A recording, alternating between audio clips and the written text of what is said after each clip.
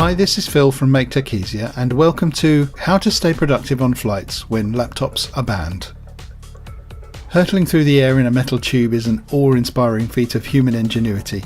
Despite this fact, very few people like airline travel. Long wait times, invasive security procedures, uncomfortable seats, and horrendous food have stripped travelling by air of its novelty. Although air travel can be a drag, there is one bright spot: limited distractions from work. Frequent flyers of the business world have long called airplanes their office in the sky. However, productivity at 30,000 feet has taken a huge hit recently. With talk about airlines banning electronics larger than a cell phone, anyone who uses flying to catch up on work is no doubt shaking in their boots. With laptops and tablets being relegated to checked luggage, it's going to be harder to stay on top of work.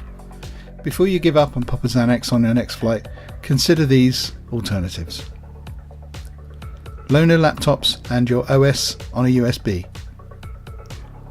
A ban on laptops and tablets will certainly rub some folks the wrong way. In an effort to appease travellers who might be resistant, some airlines are supplying business class and above customers with loaner laptops. While this is better than nothing at all, these loaners are bound to be horribly insecure. To make matters worse, they'll presumably only offer the basics in terms of software. If you're going to be using a loaner laptop, consider booting a portable persistent OS off of a USB.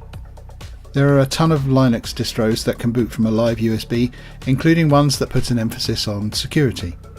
If Linux isn't your thing, consider creating a Windows to Go environment. Windows to Go is particularly useful for people who need a pre-configured corporate environment complete with specific software. Phone plus some peripherals.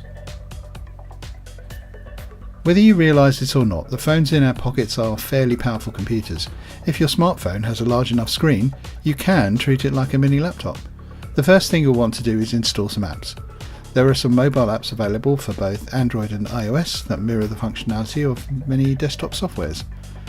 What to install will depend on the individual, but you might want to consider an Office suite and PDF reader. Next, you'll need to add some peripherals. Typing on your smartphone's cramped on-screen keyboard is a surefire way to develop carpal tunnel. Therefore, your first concern should be a quality keyboard.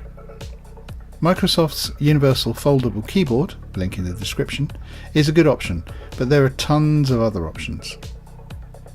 Be aware that many of these travel keyboards operate via Bluetooth. This can be problematic for two reasons.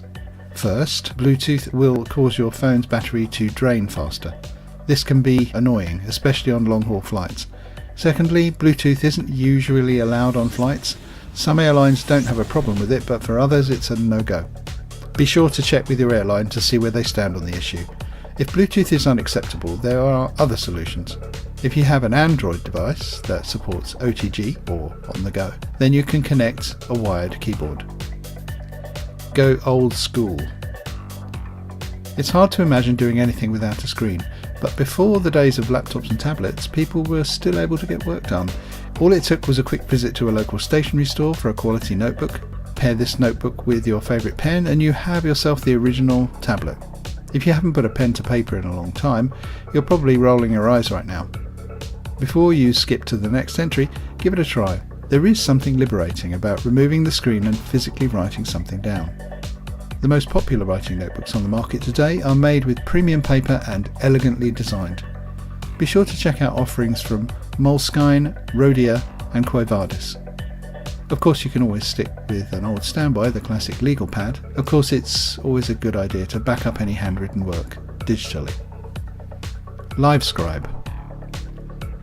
Livescribe bridges the analog and digital by recording your handwritten notes and transferring a digital copy to your phone or tablet. Basically, a Livescribe pen looks and operates like a normal ballpoint. However, it has a few tricks up its sleeve. The Livescribe has an infrared camera and 2 GB of storage to capture and record what you write. With the Livescribe app, you can send your handwritten notes from the pen to your phone or tablet wirelessly. Conclusion. So, what do you think of the proposed ban on laptops and tablets? How do you stay productive on flights? Let us know in the comments. Okay, as always, thanks for watching and please subscribe and add your comments below. See you next time.